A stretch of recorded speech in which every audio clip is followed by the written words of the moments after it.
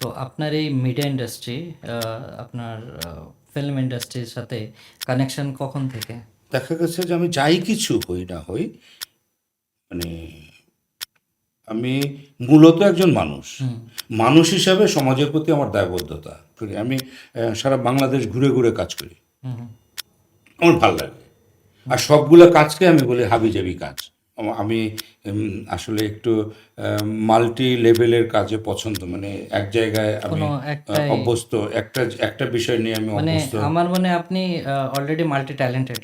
আমার বস যে স্বপন চৌধুরী, আমার একদম খুব কাছের মানুষ আমি মনে করি, এবং সে একদম পারিবারিক মানুষ। আমাকে তারা মনে করে, কিংবা আমিও মনে করি। তো ওনার সাথে আমার পরিচয় হওয়ার পর বিটিভিতে পরিচয় হয়েছিল ওনার সাথে অনেক আগে, সেটাও প্রায় মানে আমার মনে হয় যে সেই 28 বছর আগেই। তো আপনি সর্বপ্রথম আমি যেহেতু আপনার সাথে নিউ, মানে আপনাকে জানছি, যতটুকু জানতে পেরেছি। তো আপনার এই মিডিয়া ইন্ডাস্ট্রি আপনার ফিল্ম ইন্ডাস্ট্রির সাথে কানেকশন কখন থেকে? আসলে ফিল্ম না, আমার ছোটকাল থেকে আমি কালচারাল অ্যাক্টিভিটিস আমার মানে পছন্দের একটা এন্টারটেইনমেন্ট। ব্যাপার ছিল। আচ্ছা। কালচারাল অ্যাক্টিভিটিসের একটা পছন্দের ব্যাপার ছিল। আমি স্কুল, কলেজ কিংবা আরও প্রাইমারি লেভেল থেকেই একটু কী বলে, নাটক-টাটক, গ্রামের যে ব্যাপারগুলো ছিল, আমার বাড়ি গাজীপুর। তো ওগুলোর সাথে আমি মানে ইনভলভ ছিলাম। তো সব মিলে তারপরে টুকিটাকি করে স্কুল, কলেজের যে প্রোগ্রামগুলো হয় এগুলো অ্যারেঞ্জ করতাম হুম, হুম। নানানভাবে। তো এভাবেই। এইভাবে হয়ে গিয়ে তো আমি এই আস্তে আস্তে করে এবার ঢাকায় মুভমেন্ট করার পর আমার বস যে স্বপন চৌধুরী, আমার একদম খুব কাছের মানুষ আমি মনে করি, এবং সে একদম পারিবারিক মানুষ। আমাকে তারা মনে করে, কিংবা আমিও মনে করি। তো ওনার সাথে আমার পরিচয় হওয়ার পর বিটিভিতে পরিচয় হয়েছিল ওনার সাথে অনেক আগে, সেটাও প্রায় মানে আমার মনে হয় যে সেই 28 বছর আগেই পরিচয় হয়েছিল বিটিভির একটা অনুষ্ঠানে, ঈদের একটা অনুষ্ঠান থেকে। উনি গান গাইতো, উনি ব্যান্ড সিঙ্গার মূলত, স্বপন চৌধুরী। ড্রিমল্যান্ড ব্যান্ড এটার ছিল উনি। তো ভোকাল ছিল, ভালো গান গাইতো। তো ওইখান থেকে ওনার সাথে পরিচয়। তো পরিচয় হওয়ার পর কাজ করা। তো তারপর নানানভাবে ওনার কাছ থেকে অনেক কিছু শিখেছি, দেখেছি। হ্যাঁ, তো সব মিলে এইভাবেই এই প্রোগ্রামটার সাথে আমার, মানে এই ইভেন্টের সাথে কিংবা এই কালচারাল অ্যাক্টিভিটিসের সাথে আমার সম্পৃক্ততা।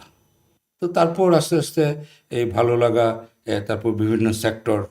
আমি আসলে একটু মাল্টি লেভেলের কাজে পছন্দ, মানে এক জায়গায় আমি কোনো একটাই অভ্যস্ত। একটা একটা বিষয় নিয়ে আমি মানে অভ্যস্ত। আমার মনে হয় আপনি অলরেডি মাল্টি ট্যালেন্টেড।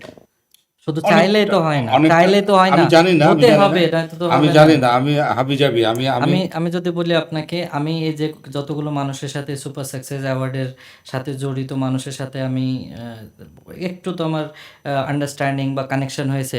তো আমি এই প্রথম যাকে আমি দেখছি তো এন্টারটেনমেন্ট ইন্ডাস্ট্রিতে, কিন্তু তিনি সোসাইটি নিয়ে কথা বলছেন। তিনি কথা বলছেন বাংলাদেশের যে মানুষগুলো অনেক দরিদ্র বা অনেক সমস্যার ভিতরে আছে, তাদের প্রবলেম নিয়ে। তো মূলত এতে দেখা যায় যে মানসিকতা সে কী নিয়ে ভাবে।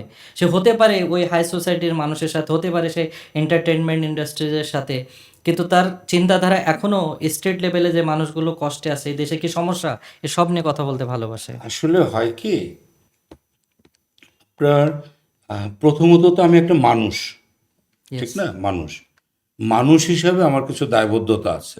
হুম, হুম, আমি এবার সেই কি বলে, মিডিয়া পার্সন, কিংবা আমি পলিটিক্যাল পার্সন, কিংবা আমি সোশ্যাল পার্সন, কিংবা আমি যে কোনো অ্যাক্টিভিস্ট, আমি যে কোনো মানে কোনো সেক্টর বেস অ্যাক্টিভিস্ট আমি। তো দেখা গেছে যে আমি যাই কিছু হই না হই, মানে আমি মূলত একজন মানুষ। হুম, মানুষ হিসাবে সমাজের প্রতি আমার দায়বদ্ধতা। মানুষ হিসাবে রাষ্ট্রের প্রতি আমার একটা দায়বদ্ধতা। দেশের প্রতি একটা দায়বদ্ধতা। হুম, সেটা মানবতা, সেটা আদর্শ, সেটা নৈতিকতা। আমি একজন সচেতন মানুষ হিসাবে যদি আমি আরেকজন মানুষকে যদি সম্ভব হয়, আমার হুম, মাধ্যমে যদি একটা মানুষ উপকৃত হয়, হুম, আমার মাধ্যমে যদি একটা মানুষ সচেতন হয়, হুম, আমার মাধ্যমে যদি একটা সমাজে যদি কোনো কিছু রিফ্লেক্ট করে, হুম, প্রতিফলিত হয় কিছু, তাহলে আমার সেটা করতে বাধা কোথায়?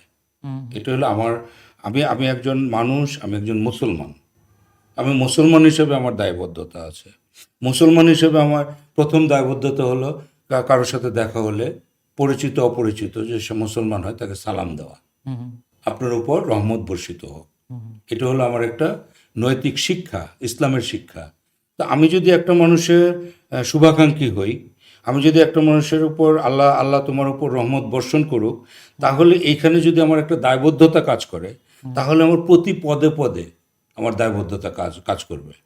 আমার প্রতিবেশীর প্রতি দায়বদ্ধতা, আমার ভাই, আমার আত্মীয়স্বজন, আমার সমাজ, আমার যা আশেপাশের যে লোকজনগুলো আছে তাদের প্রতি, আমার অসহায় মানুষের প্রতি দায়বদ্ধতা। আমি কাজ করি। আমি আমি যতটা সময়ের সুযোগ পাই আমি কাজ করি, প্রচুর কাজ করি। আমি সারা বাংলাদেশ ঘুরে ঘুরে কাজ করি। হুম, আমার ভাল লাগে। আর সবগুলো কাজকে আমি বলি হাবিজাবি কাজ। মানে নির্দিষ্ট আমি চাকরি করি না।